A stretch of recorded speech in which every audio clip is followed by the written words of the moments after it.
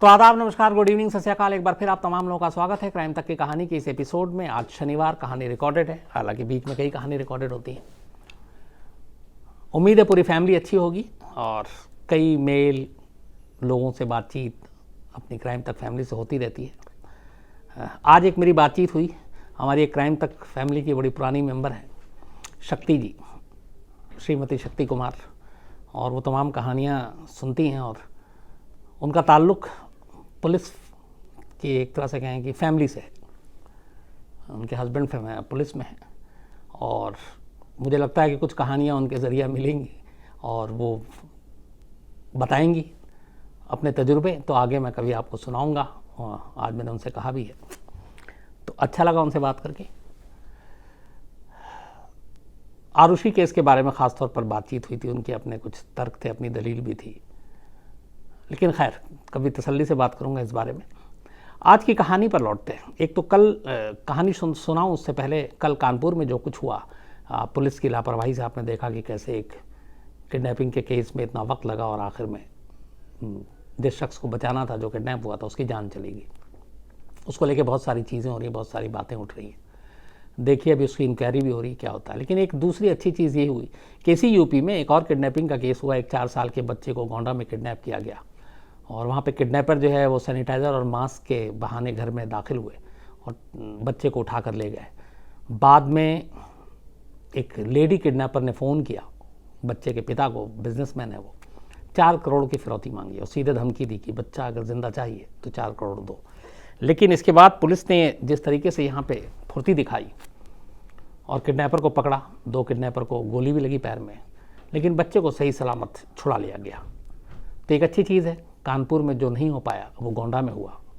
और हमेशा जब अच्छी चीज़ करे पुलिस तो उसकी तारीफ़ भी होनी चाहिए। तो यहाँ पे पुलिस ने वाकई वक्त रहते जिस तरीके से काम किया वो तारीफ़ के काबिल है। अब आज की कहानी पे आते हैं। ये कहानी भी यूपी से है और पिछले कई दिनों से आप में से बहुत सारे लोगों ने इस कहानी की फरमाइश की, लेकिन अलग अलग चीज़ें होती गई तो इस वजह से इसकी बारी नहीं आई। लेकिन आज अक्सर हम लोग लव जिहाद के बारे में सुनते हैं। कुछ साल पहले तक ये शब्द था ही नहीं, या तो लव था या फिर जिहाद था। लेकिन लव और जिहाद दोनों को मिलाकर जो शब्द बना वो बहुत पहले नहीं हुआ करता था। ये शब्द एक तरह से नफरत का प्रतीक भी है, क्योंकि दोनों को जिस तरीके से मिलाया गया। लेकिन कुछ ऐसे क्राइम होते हैं जो फिर इसको सही भी साबित कर देते हैं कि हाँ ये ऐसे ही है। तो अलग अलग सोच, अलग अलग चीज़ें हैं। लेकिन ये जो कहानी है ये वाकई एक अफसोसनाक कहानी है। एक लड़की 30 साल की, जिसकी शादी होती है, लेकिन शादी के बाद उसकी शादीशुदा ज़िंदगी सही नहीं चलती है। पति के साथ अनबन होती है, पति से तलाक हो जाता है, लेकिन शादी के बाद उसकी एक बेटी थी। तो बहुत कम वक्त में तलाक हो गया। अब बेटी की परवरिश की जिम्मेदारी उसी के ऊपर, पति तो छोड़कर चला गया। तो वो अपना शहर बदलती है, शहर बदलकर एक दूसरे शहर में जाती है और अपनी एक दोस्त की मदद से, क्योंकि ज़िंदगी फिर से पैर पे उसको खड़ा करना था, अपनी बेटी को पालना था, तो एक पार्लर खोलती है और उस पार्लर की कमाई के ज़रिए अपने घर को चलाती है, बेटी की परवरिश करती है। सब कुछ ठीक चल रहा था। इसी बीच सोशल मीडिया पे वो भी थी, पढ़ी लिखी थी। फेसबुक पे एक अनजान लड़के से उसकी दोस्ती हो जाती है और धीरे धीरे फेसबुक में फ्रेंड बनते हैं, फिर एक दूसरे को फॉलो करते हैं, फिर बातचीत शुरू होती है, फिर मैसेंजर पे जाते हैं, मैसेंजर से बातचीत शुरू होती है। इसके बाद धीरे धीरे व्हाट्सएप नंबर एक्सचेंज होता है और ये दोस्ती, ये बातचीत आगे चलकर प्यार में बदल जाता है। फेसबुक पे जो लड़का था उसका नाम जो प्रोफाइल पे था वो अमित गुर्जर था। तो अमित गुर्जर नाम से उसने अपनी तस्वीर डाली, सारी चीज़ें थी।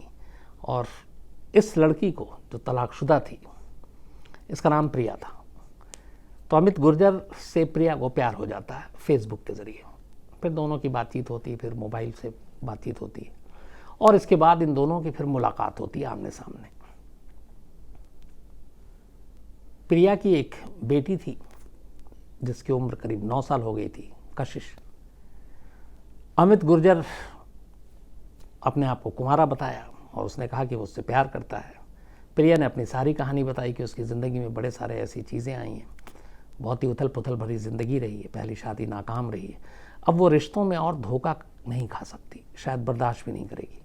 अमित उसे दिलासा देता है, तसल्ली देता है और कहता है कि ऐसा नहीं है, मैं तुम्हें और तुम्हारी बेटी की परवरिश करूँगा क्योंकि मैं तुमसे बहुत प्यार करता हूँ और तुम्हारी बेटी को भी अपनाने के लिए तैयार हूँ। प्रिया को लगता है कि चलो ज़िंदगी ने फिर एक मौका दिया है एक नई ज़िंदगी शुरू करने के लिए। अमित गुर्जर की वो बातों में आ जाती है, भरोसा करती है। इसके बाद अमित उसे अब अपने साथ उस शहर से उठाकर दूसरे शहर ले जाता है और वहाँ पे एक किराए का घर लेता है और अपने आप को वो एक पति के तौर पे पेश करता है अपने पड़ोसियों की नज़र में, और कशिश और उसकी माँ प्रिया को अपनी पत्नी और बेटी के रूप में। दोनों अब साथ रहने लगते हैं, शादी नहीं की, लिव इन में रहने लगे। लेकिन अमित ने लगभग प्रिया को ऐसे ही यकीन दिलाया कि वो उसकी है जो हैसियत है वो एक पत्नी की है और कशिश की जो हैसियत है वो एक बेटी की है। खैर, अब दोनों साथ रहने लगे और प्रिया भी खुश थी, उसका अपना काम भी चल रहा था पार्लर का। धीरे धीरे वक्त बीतता है, करीब 4 साल हो जाते हैं दोनों को लिव इन में साथ रहते हुए। 4 साल के बाद दुनिया बदलती है, सोच बदलती है, दोनों के रिश्ते बदलते हैं। रिश्तों में अब वैसा प्यार नहीं रहा, थोड़ी सी कड़वाहट आनी शुरू हो जाती है, बात पैसे की भी आती है, बात प्रॉपर्टी की भी आती है, तो प्यार में अब लालच भी दाखिल हो चुका था। अब वही अमित जो प्रिया से बेपनाह प्यार करता था, अब वो उससे पीछा छुड़ाना चाहता था। प्रिया को भी अब थोड़ा सा वो बदला बदला नजर आ रहा था, लेकिन यहाँ तक फिर भी ठीक था। उसे लगा कि एक बार वो पहली शादी में धोखा खा चुकी है, हो सकता है वक्त बदल दे, फिर से ये ठीक हो जाए, तो इसी भरोसे वो उसके साथ रह रही थी। लेकिन एक दिन एक ऐसी सच्चाई पता चलती है कि प्रिया का फिर सारा भरम ही टूट जाता है। फेसबुक पे जिस अमित गुर्जर से उसको प्यार हुआ, जिसके साथ वो सब कुछ छोड़कर रहने चली आई, अपनी बेटी को लेकर आई, एक नई जिंदगी बसाने के लिए आई, पता चला कि वो अमित गुर्जर है ही नहीं, उसका असली नाम शमशाद है। तो उसने अपनी पहचान ही गलत बताई। वो हिंदू नहीं, एक मुस्लिम लड़का था। इस बात की जब तस्दीक हुई तो प्रिया ने उससे पूछा कि अगर तुम शमशाद नाम से ही मुझसे मिलते और ऐसे ही होता तो हो सकता था मुझे तुमसे तब भी प्यार हो सकता था, तो इस झूठ की बुनियाद पे ये इश्क क्यों? जवाब था नहीं कुछ। यहां से इनके रिश्ते और ख़राब होने शुरू हो गए। इसके बाद झगड़ा भी बढ़ने लगा। अब धीरे धीरे ये नौबत आ गई कि शायद दोनों साथ नहीं रहते और कुछ पैसे की भी बात आने लगी थी। इसी दौरान में शमशाद लगातार बहुत सारे क्राइम थ्रिलर देखता था, वेब सीरीज़ और ये, और हॉरर मूवी भी देखने लगा था। अब उसके दिमाग में नेगेटिव चीज़ें आनी शुरू हो गई और अब वो प्रिया और कशिश से पीछा छुड़ाने की कोशिश करने लगा। उधेड़-बुन में था कि कैसे पीछा छुड़ाए। क्राइम से बचना बड़ा आसान तरीका था, दोनों की ज़िंदगी अलग हो जाती, दोनों अलग हो जाते, लेकिन ऐसा नहीं हुआ। अमित यानी कि असली में शमशाद है, शमशाद के दिमाग में कुछ और चलने लगा। वो प्रिया को रास्ते से ही हटाने की सोचने लगा। इसके लिए उसने तमाम फिल्में देखी, हिम्मत नहीं जुटा पा रहा था, और हिम्मत जुटाने के लिए वो आइडियाज़ की तलाश में था। आइडियाज़ उसको मिले क्राइम थ्रिलर से। इसी दौरान जब वो सब कुछ करना चाहता था, 25 मार्च से पूरे देश में लॉकडाउन हो गया। अब लॉकडाउन में ये हुआ कि आप आज़ादी के साथ बाहर नहीं जा सकते, आप इधर से उधर नहीं जा सकते। कोरोना ने कई बंदिश की। मुझे लगता है इस पूरे देश में लॉकडाउन के दौरान या लॉकडाउन में ये पहला एक अजीब क्राइम हुआ है। तो अब वो एक तरफ कोशिश में है कि प्रिया से पीछा छुड़ाना है, लेकिन खाली प्रिया से काम नहीं चलता है। बेटी भी विटनेस है, 9 साल की उम्र है, इतनी समझदार है कि वो बता सकती है पुलिस को। तो अब दो जिंदगी दांव पर थी। शमशाद को इन दोनों को निपटाना था, लेकिन 25 मार्च को लॉकडाउन हो गया और सारी गाड़ियां बंद, बाकी चीज़ें जो इधर है सभी को कहा गया आप घर में रहें। तो शमशाद घबरा गया कि वो क्या करे। फिर वो इंतज़ार करने लगा कि लॉकडाउन ख़त्म हो तो कुछ करेंगे। लेकिन 27 मार्च आते आते बात इतनी बढ़ गई, सच्चाई आने के बाद अमित का कि ये शमशाद है, घर में अब डेली लड़ाई झगड़ा होने लगा था कि उसे बहुत 27 मार्च को जब दोबारा झगड़ा हुआ तो उस दिन बहुत ज़्यादा हुआ। गुस्से में शमशाद ने प्रिया का गला दबाया और इस कदर दबाया कि प्रिया की जान चली गई। 9 साल की कशिश अपनी माँ को इस हाल में देख के रो रही थी। शमशाद से कह रही थी कि छोड़ दे, जिसने उसे अपनी एक तरह से बेटी का दर्जा दिया, वो बाप की हैसियत रखता था। लेकिन उसके अंदर का जानवर जाग चुका था। उसने प्रिया के बाद उस 9 साल की बच्ची कशिश का गला दबाया, दोनों को मार डाला। मारने के बाद उसने शराब पी। शराब पीने के बाद अब वो सोचने लगा कि क्या करें। 27 मार्च का इंसिडेंट है, 25 मार्च से लॉकडाउन है, लाश बाहर ले जाना खतरे से खाली नहीं है, क्योंकि बाहर इधर उधर टहलने पे और सोशल डिस्टेंसिंग भी है। तो उसे कुछ समझ में नहीं आया। चादर में लपेट कर बेडरूम में दोनों लाशों को वहीं पूरी रात को उसने रखा। और इसके बाद फिर अचानक उसे दृश्यम फिल्म की याद आई, अजय देवगन की, जिसमें थाने में लाश को दफनाई गई थी। तो उसे लगा कि इस वक्त लॉकडाउन में बाहर लाश को लेकर जाऊंगा तो पकड़ा जाऊंगा, तो इस लाश को यहीं घर में अगर ठिकाने लगा दे दृश्यम जैसा तो शायद बच जाए, और जब मौका मिलेगा तब इस लाश को यहाँ से निकाल कर कहीं नहर में फेंक देंगे। पहला ख्याल उसका नहर में ही फेंकने का था, लेकिन उसके घर से नहर की दूरी थोड़ी ज़्यादा थी और रास्ते में पकड़े जाने का खतरा था और ऊपर से लॉकडाउन था। तो इसलिए उसने मजबूरी में फिर कहा कि घर में ही दफनाते हैं। जिस बेडरूम में वो करीब 4 साल तक प्रिया और कशिश के साथ सोया, उसी बेडरूम के फर्श को उसने खोदने का फैसला किया। बेड हटाया, बेडरूम में गड्ढा किया, पूरी रात गड्ढा का खोदता रहा। चूंकि कोरोना लॉकडाउन, तो ऐसे में तो आप अपने रिश्तेदार के भी कोई घर नहीं जाता, भाई बहन के भी घर नहीं जा रहा है, तो कोई पड़ोसी भी किसी के घर नहीं आता। इसका उसको एडवांटेज मिला। किसी पड़ोसी को किसी से मतलब नहीं, सभी डरे हुए खुद ही कि कोरोना ना हो जाए, इसके करीब ना जाओ, नज़दीक ना जाओ। और इस सोशल डिस्टेंसिंग का भरपूर फ़ायदा शमशाद ने उठाया। तसल्ली से उसने घर में खुदाई की, बेडरूम में गड्ढा किया, दोनों लाशों को कपड़े में फिर बोरी में रखा, केमिकल लेकर आया, केमिकल लाशों पे डाली ताकि लाश जल्दी ख़राब हो जाए। उसके बाद उसने उस गड्ढे में दोनों लाशों को रखा, ऊपर से फिर केमिकल डाला, फिर गड्ढा बराबर किया, वापस बेड रखा गड्ढा बराबर करने के बाद, और तसल्ली से उसी रूम में 2 लाशों के ऊपर बेड रखकर वो सोता रहा। मार्च 27 तारीख की यह घटना थी। पूरा मार्च बीता, अप्रैल बीता, मई बीता, जून बीता, जुलाई आ गई। प्रिया की एक दोस्त थी जिसने उसकी तलाक के बाद सबसे ज़्यादा मदद की थी, उसकी ज़िंदगी को फिर से ढर्रे पे लाने में, बेटी की परवरिश करने में मदद की थी उसने, जिसने उसका पार्लर खुलवाया था। उसका नाम था चंचल। चंचल और प्रिया में इतनी गहरी दोस्ती थी कि जब वो शमशाद के साथ आकर रहने लगी मेरठ में, तब भी इन दोनों फ़ोन पे अक्सर बात करते थे और जब भी मौका मिलता दोनों मुलाकात भी करते। कोई ऐसा दिन नहीं होता जब 2-3 बार चंचल और प्रिया फ़ोन पे बात नहीं किया करते थे। 27 मार्च के बाद अचानक ये सिलसिला ख़त्म हो गया, टूट गया। 27 मार्च के बाद प्रिया का कोई फ़ोन ही नहीं आता, और चंचल जब फ़ोन करती तो प्रिया का मोबाइल स्विच ऑफ आता। कुछ दिन लगा चंचल को कि हो सकता है इधर उधर हो। अब दूसरा यहाँ पे भी लॉकडाउन ने फिर शमशाद का साथ दिया। लॉकडाउन की वजह से चंचल किसी और शहर में है, प्रिया किसी और शहर में है, गाड़ियाँ बंद, आपकी प्राइवेट के साथ साथ जो सरकारी बसें हैं वो भी बंद हैं, ट्रेन भी तब तक बंद है, सब कुछ हो गया। और कई जगह ऐसा है जहाँ पे आप बिना पास के जा नहीं सकते हैं, ट्रैवल कर नहीं सकते हैं। तो इसीलिए फ़ोन ही एक सहारा था। वो फ़ोन करती है और प्रिया का फ़ोन स्विच ऑफ आता। उसने कई बार शमशाद को फ़ोन किया तो उसने कहा कि वो ठीक है।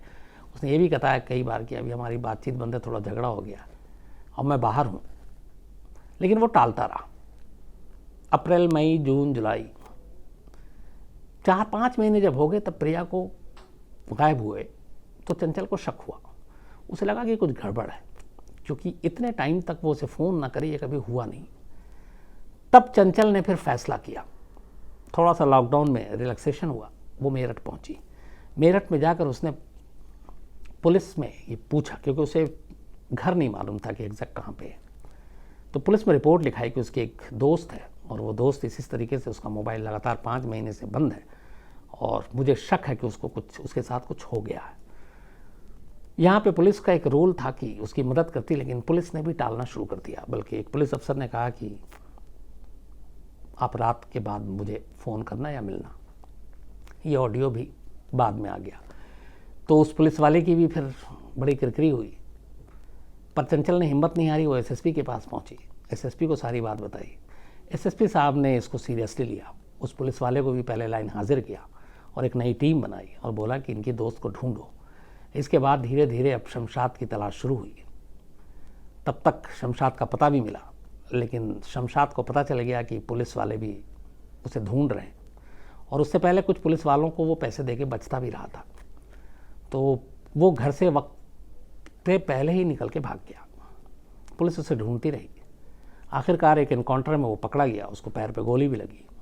उसके बाद उससे पूछताछ हुई, तब उसने कहा कि वो साथ में थी, लेकिन हम दोनों का झगड़ा हो गया और वो घर छोड़कर चली गई लॉकडाउन के दौरान, और उसके बाद से हमारा कोई पता नहीं कि वो कहाँ है।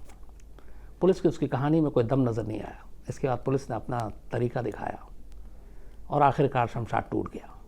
फिर उसने कहानी सुनाई। उसने कहा कि मैंने तो उसको 27 मार्च को ही माँ बेटी को मार डाला और उन दोनों की लाशें मेरे बेडरूम में ही दफन हैं। इसके बाद पुलिस की टीम पहुंची।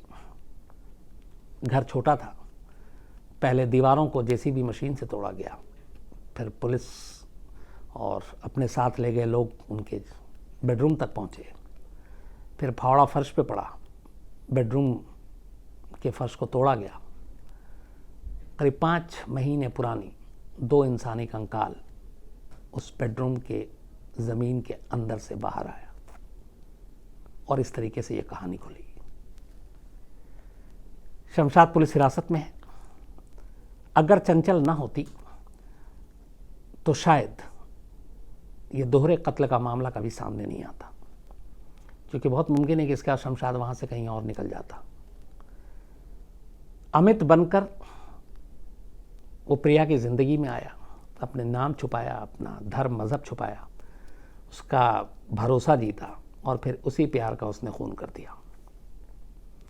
ये कहानी मेरठ से आई थी और अभी लगातार चल रही होगी, आप लोगों ने देखा होगा। तो अब जाकर इस कहानी को उसका अंजाम मिला, पकड़ा गया, लेकिन प्रिया और उसकी 9 साल की बच्ची अब इस दुनिया में नहीं रहे, सिर्फ इसलिए, बेटी का तो कोई कसूर नहीं, माँ का भी वैसे कोई कसूर नहीं कहेंगे, क्योंकि माँ को लगा कि पहली ज़िंदगी जो उसकी शादीशुदा थी नाकाम रही, कहीं और उसने ज़िंदगी देखी किसी और शक्ल में, अमित के। लेकिन अमित जब अमित ही नहीं निकला तो फिर वफा की उम्मीद उससे क्या करते। तो एक अफसोसनाक कहानी थी मेरठ की।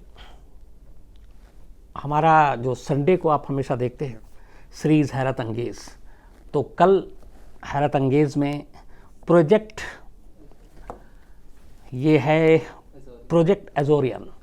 जब रशिया के सबमरीन को CIA ने चुराने की कोशिश की थी, उससे रिलेटेड कहानी है प्रोजेक्ट एजोरियन। तो 9 बजे संडे सुबह आप ज़रूर देखिएगा इसको और बताइएगा कैसा है, कैसा लगा। संडे उम्मीद यही करता हूँ कि अच्छे से गुजरे आप लोगों की, और मंडे को कहानी में फिर मुलाकात होगी किसी नई कहानी के साथ। तब तक अपना ख्याल रखिए, कोरोना से भी ख्याल रखिए, क्योंकि कोरोना के केसेस इधर लगातार 40,000 प्लस पर डे इंडिया में बढ़ रहे हैं। और आज एक और भी खबर आई है कि हमारे जो मध्य प्रदेश के मुख्यमंत्री हैं शिवराज सिंह चौहान, वो भी कोरोना पॉजिटिव पाए गए हैं। उधर दूसरी अच्छी खबर ये है कि अमिताभ बच्चन और उनका परिवार, जो उनका अमिताभ बच्चन का दोबारा जो हुआ उसमें वो नेगेटिव उनकी रिपोर्ट आई है। तो ऊपर वाला यही है कि जितने भी लोग कोरोना से पॉजिटिव हैं, ऊपर वाला उन सबको अच्छा करे, सेहत दे और सभी अच्छे रहें और ये कोरोना की बीमारी जल्द से जल्द दूर हो। बस यही दुआ है, आप लोग भी यही दुआ कीजिएगा। तो अपना ख्याल रखिएगा। मंडे को मुलाकात होगी रात 9 बजे किसी नई कहानी के साथ। Thank you very much.